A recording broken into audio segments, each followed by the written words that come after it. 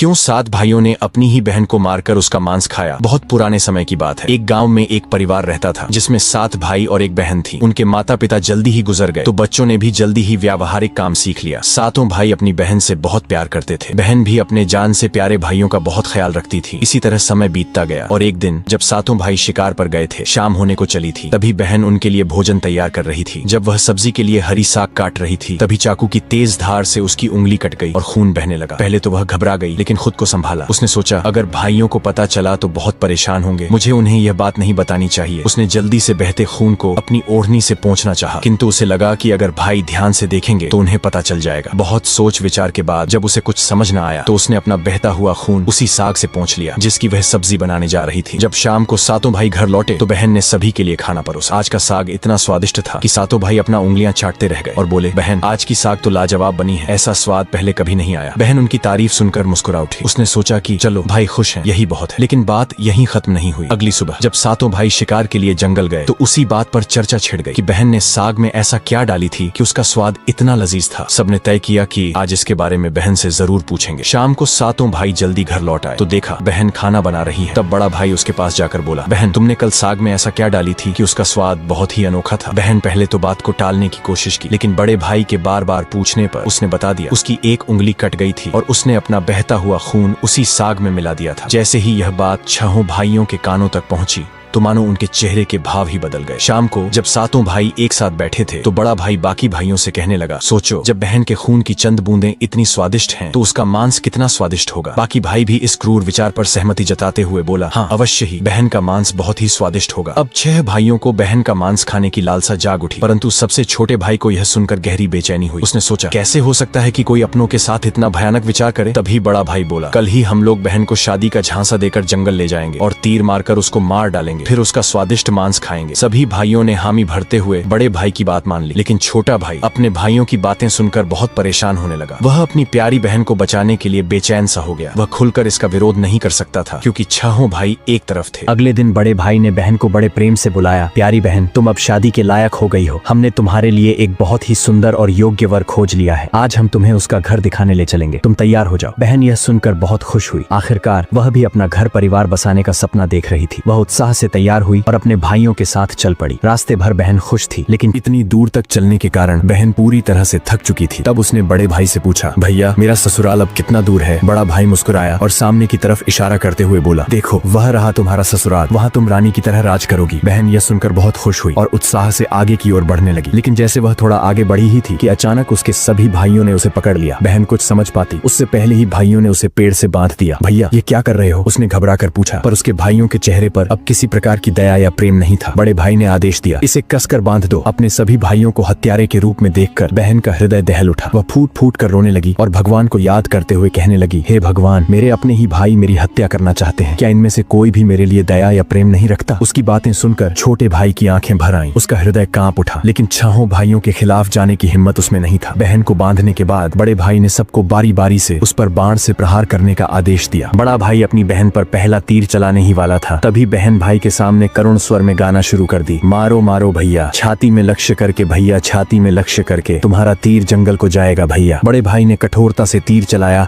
लेकिन निशाना चूक गया। इसके बाद दूसरा भाई तीर चलाने को आगे बढ़ा। बहन ने पुनः वही करुण गीत गाया। दूसरा भाई भी निशाना साधने में असफल रहा। एक एक करके सभी 6 भाइयों ने अपनी बहन को मारने की कोशिश की परंतु हर बार उनका निशाना चूक जाता। अब सबसे छोटे भाई की बारी थी। सभी भाई उस पर चिल्लाते हुए बोला, पूरी ताकत से तीर चलाना, बहन को एक ही वार में मार डालना, अगर तुम असफल रहे तो हम तुम्हें भी जिंदा नहीं छोड़ेंगे। छोटे भाई के लिए यह स्थिति असहनीय थी। वह अपनी बहन से अत्यधिक स्नेह करता था। बहन ने जब छोटे भाई की जान खतरे में पड़ते देखी तो उसने मन ही मन निर्णय कर लिया, वह अपनी प्राण त्याग देगी लेकिन अपने सबसे प्रिय भाई को मरने नहीं देगी। उसने मन ही मन ईश्वर से प्रार्थना की, हे भगवान मेरे इस छोटे भाई का तीर मेरी छाती भेदने में सफल हो जाए ताकि इसे इन पापी भाइयों के हाथों मरना न पड़े। फिर उसने करुण स्वर में वही गीत गाई, मारो मारो भैया, छाती में लक्ष्य करके भैया, छाती में लक्ष्य करके, तुम्हारा तीर मेरी छाती को भेद जाए भैया। छोटे भाई की आंखों से अश्रुधारा बहने लगी, पर वह मजबूर था। उसने कांपते हाथों से तीर चलाया। तीर बहन की छाती में गहराई से उतर गया। वह दर्द से कुछ देर छटपटाती रही और फिर उसकी आंखें हमेशा के लिए बंद हो गईं। 6 भाइयों ने अपनी कुटिल योजना को सफल होते देखा तो उनके चेहरे पर क्रूर मुस्कान आ गई। अब 6 भाइयों ने मिलकर बहन के शव को टुकड़ों में काट डाला। बड़े भाई ने छोटे भाई को जंगल से लकड़ी और पानी लाने को कहा। छोटा भाई भीतर ही भीतर बहुत ही ज्यादा चिंतित था। उसकी आंखों के सामने उसकी प्रिय बहन की शव को टुकड़ों में काट उसके मांस को पकाया जा रहा था, लेकिन वह असहाय था। जब वह जंगल गया तो पानी और लकड़ियों के साथ कुछ मछलियां और केकड़े भी ले आया। उसने मन ही मन सोचा, मैं अपनी बहन का मांस नहीं खा सकता, लेकिन अगर मैंने विरोध किया तो ये निर्दयी भाई मुझे भी मार डालेंगे। जल्द ही चावल और मांस तैयार हो गया और भोजन परोसा गया। सभी भाई मांस खाने के लिए उत्सुक थे। छोटे भाई ने चुपके से अपने खाने की जगह एक गड्ढा खोद रखा था। जैसे ही उसकी थाली में बहन का मांस परोसा गया, उसने बिना किसी को दिखाए मांस को गड्ढे में डाल दिया और मछली केकड़ा खाने लगा। बाकी के सभी भाई अपनी बहन की हड्डियां चबा रहे थे। जब सभी का पेट भर गया तो बड़े भाई ने छोटे भाई से कहा, अब यह जूठन साफ करो। छोटे भाई ने बहन की हड्डियां व बाकी अंगों को इकट्ठे किया और चुपके से उसी गड्ढे में डालकर मिट्टी से ढक दिया। समय बीतता गया। उस जगह से एक बांस का पौधा उग आया और धीरे धीरे वहाँ बांसों का समूह बन गया। फिर एक दिन एक संत वहाँ से गुजर रहे थे, तभी उनकी नजर बांस के समूह पर पड़ी, जो कि बहुत बड़ी और घनी थी और ये बाकी बांसों से थोड़ा अलग प्रतीत हो रहा था। तो संत ने सोचा, क्यों न बांस से एक वाद्य यंत्र बनाया जाए जिससे मैं गांव में घर घर बजाकर भिक्षा मांग सकूं। तो उन्होंने एक बांस काट लिया और उसे अपने साथ ले गए। संत ने उस बांस से सारंगी नामक एक वाद्य यंत्र बनाया। वे उसे बजा बजा कर दिन भर लोगों के घर जाकर भिक्षा मांगते और बदले में खूब सारा उपदेश देते थे। एक दिन संत भिक्षा मांगते हुए उसी गांव में जा पहुंचे जहां वे 7 भाई रहते थे और अब तक 6 भाइयों का विवाह हो चुका था, लेकिन 7वां भाई अब भी अकेला था। वह अपनी बहन के दर्द को भूला नहीं था और इसीलिए उसने विवाह भी नहीं किया। जब संत बड़े भाई के घर पहुंचे, जैसे ही उन्होंने आंगन में कदम रखा, उनके सारंगी ने खुद ही गाना शुरू कर दिया, नहीं बजोरे सारंगी, यही है दुश्मन सबसे बड़ा। बड़े भाई के घर नहीं बजोरे सारंगी, दया प्रेम सब छोड़कर रिश्ते में यही दाग लगाया। ये सुनते ही बड़े भाई के पसीने छूटने लगे। वह आवाज सुनकर तुरंत भाप गया कि ये तो मेरी बहन की आवाज है, जिसे हम 7 भाइयों ने बहुत साल पहले मारकर खा गए थे। वह सोच सोच कर परेशान हो रहा था कि कहीं अगर गांव वाले को सच्चाई का पता चला तो क्या होगा। उसने तुरंत अपनी पत्नी से कहा, जल्दी से योगी को भिक्षा देकर विदा करो। योगी बिना कोई प्रश्न किए भिक्षा लेकर वहां से आगे बढ़ गया। इसके बाद योगी बारी बारी से 6 भाइयों के घर पहुंचे। हर बार जैसे ही वे किसी भाई के आंगन में कदम रखते, सारंगी फिर वही करुण गीत गाने लगता, नहीं बजोरे सारंगी, यही है दुश्मन सबसे बड़ा, इन पापी भाइयों के घर नहीं बजोरे सारंगी। सभी भाई बहुत परेशान होने लगे, इसलिए एक के बाद एक सभी भाइयों ने अपनी पत्नी से कहा कि तुरंत योगी को भिक्षा देकर विदा कर दो। अंत में योगी सबसे छोटे भाई के घर पहुंचे। जैसे ही योगी ने उसके द्वार पर कदम रखा, सारंगी ने अपनी धुन बदल ली और एक नई मधुर संगीत बजने लगी, बजोरे बजो सारंगी, मेरे सबसे छोटे भाई के घर, मन की बात मन में छुपाकर युग युग से रख रहा है, बजोरे बजो सारंगी, यही है मेरे सबसे प्यारे भाई का घर। ये सुनकर छोटा भाई चौंक गया और सोचने लगा, ये तो मेरी बहन की आवाज जैसी प्रतीत हो रही है। फिर मन ही मन सोचा, नहीं नहीं ये मेरा भ्रम है। लेकिन संगीत को बार बार दोहराने के बाद वह अजीब सा महसूस करने लगा। उसने तुरंत योगी को सम्मान पूर्वक अपने घर में बैठने के लिए कहा। छोटे भाई ने योगी का खूब सम्मान और जलपान से स्वागत किया। फिर उसने उनसे सारंगी की कहानी पूछी। योगी ने उसे बताया कि यह वाद्य यंत्र एक विशेष बांस से बना है, जो एक अज्ञात जगह पर जंगलों के बीच से उगे बांस के समूह से लिया गया था। ये सारंगी से उत्पन्न संगीत और योगी की बात सुनकर छोटा भाई सोच में पड़ गया और मन ही मन विचार करने लगा कि हो सकता है इस सारंगी से मेरा कोई गहरा संबंध हो। फिर छोटे भाई ने योगी से विनती की, कृपया यह सारंगी मुझे दे दीजिए, मैं इसे हमेशा अपने पास रखूंगा। योगी ने सहानुभूति से उसकी ओर देखा और बिना कोई सवाल किए वह सारंगी छोटे भाई को सौंप दिया और वहां से चला गया। योगी के जाने के बाद छोटे भाई ने सारंगी को एक पवित्र स्थान पर रख दिया। उसने उसे धूप दीप जलाकर सम्मान दिया जैसे वह कोई पूजनीय वस्तु हो। लेकिन कुछ ही दिनों में उसने अपने घर में एक अजीब सा बदलाव महसूस किया। हर दिन जब वह काम से लौटता तो देखता कि घर के सारे काम हो चुके हैं,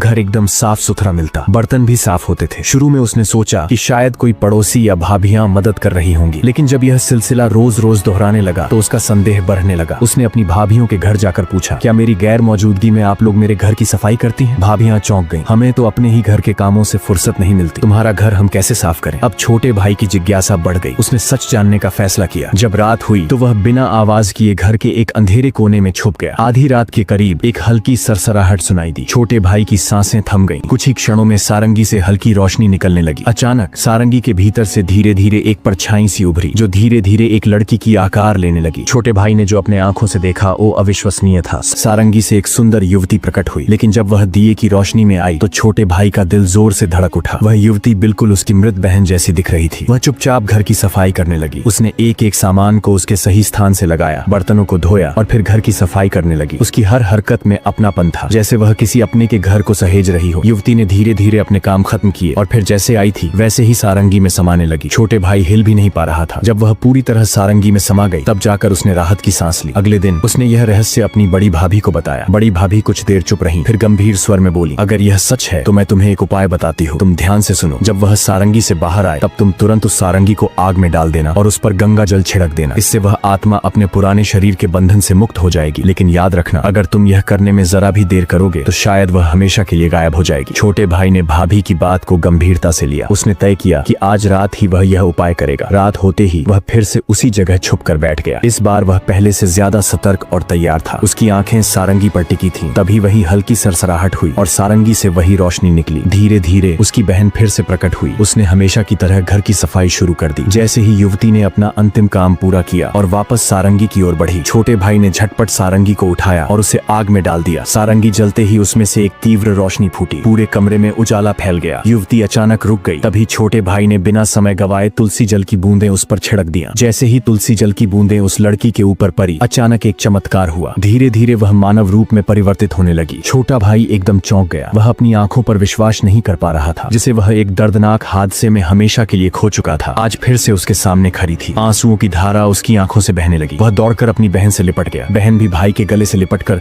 जोर जोर से रो पड़ी। दोनों एक दूसरे को देखकर फुट फुट कर रो रहे थे। छोटे भाई ने अपनी बहन का हाथ थाम लिया, जैसे वह कभी उसे दोबारा खोना नहीं चाहता था। लेकिन कहानी यहीं खत्म नहीं हुई। छोटे भाई ने तय किया कि वह अपने 6 भाइयों को उनके पापों का एहसास कराएगा। छोटे भाई ने पूरे गांव वाले को इकट्ठा किया। उसके चेहरे पर दर्द और आंखों से आंसुओं की धारा बह रही थी। उसने कांपती आवाज में कहना शुरू किया, आज मैं आप सभी को एक बहुत बड़ा सच बताने जा रहा हूँ। एक ऐसा सच जिसे सुनकर आपके रोंगटे खड़े हो जाएंगे और आपको अपने ही परिवार से भरोसा उठने लगेंगे कि कोई अपनों के साथ भी ऐसा कर सकता है। लेकिन मैं ऊपर वाले से यही दुआ करता हूँ कि ऐसा किसी के साथ न हो। फिर छोटे भाई ने बताना आरंभ किया, मेरी बहन जो वर्षों पहले मर चुकी थी, उसकी मौत कोई हादसा नहीं थी, बल्कि मेरे अपने ही 6 भाइयों ने उसे शादी का झांसा देकर जंगल में ले गया और मेरे ही हाथों बहन की हत्या करवा दिया। इतना ही नहीं, उन्होंने उसके शव को टुकड़े कर उसके मांस को पकाकर खा भी लिया। इतना सुनते ही गांव वाले की सांसें थम सी गईं। फिर छोटा भाई बोला, लेकिन पता नहीं ये ईश्वर का कैसा चमत्कार है। मेरी बहन जो वर्षों पहले इस हादसे का शिकार हुई थी, वो आज भी हम लोगों के बीच बिल्कुल सही सलामत खड़ी है। इतना बोलकर छोटे भाई ने अपनी बहन को आवाज दिया, आओ बहन, सबके सामने आओ। बहन धीरे धीरे आगे बढ़ी। जब वह सबके सामने आई तो उसे देखकर सभी की आंखें फटी की फटी रह गई। किसी को भी अपने आंखों पर यकीन ही नहीं हो रहा था कि जो लड़की वर्षों पहले मर चुकी थी, वो आज उन सबके सामने खड़ी है, बिल्कुल वैसे ही जैसे पहले थी। किसी को भी इस चमत्कार पर भरोसा नहीं हो रहा था, लेकिन सच तो यही था कि उसका पुनर्जन्म हुआ है। गांव वालों को छोटे भाई की बातें सुनकर और उसकी बहन पर हुई अत्याचार को देखकर सभी की आंखें नम हो गईं। बहन की पुनर्जन्म की बात जब 6 भाइयों तक पहुंची तो मानो जैसे उनके पैरों तले जमीन सी खिसक गई हो। इधर गांव वाले आपस में बात कर रहे थे कि इन दरिंदों को समाज में रहने का कोई अधिकार नहीं, जो अपनी ही बहन को मारकर खा सकते हैं, वो गांव भला इन राक्षसों से कैसे सुरक्षित रहेगा। हमें अभी इन राक्षसों को गांव से बाहर कर देना चाहिए। अब लोगों का गुस्सा 7वें आसमान पर था। गांव के बड़े बुजुर्गों ने विचार किया कि हमें इन पापियों को सजा देना ही होगा। अगर आज इन्हें छोड़ दिया गया तो पता नहीं आए दिन ये किसके लिए कब और कैसी मुसीबत बन जाए। तभी बड़े बुजुर्गों का आदेश पाकर गांव के कुछ लोग 6 भाइयों के घर गए और उनको घसीटते हुए सभी के सामने ले आए। डर के मारे सभी भाइयों की हालत बहुत ज्यादा खराब हो चुकी थी। अब गांव वालों ने फैसला सुनाया कि इन दुराचारियों को लाठियों और डंडों से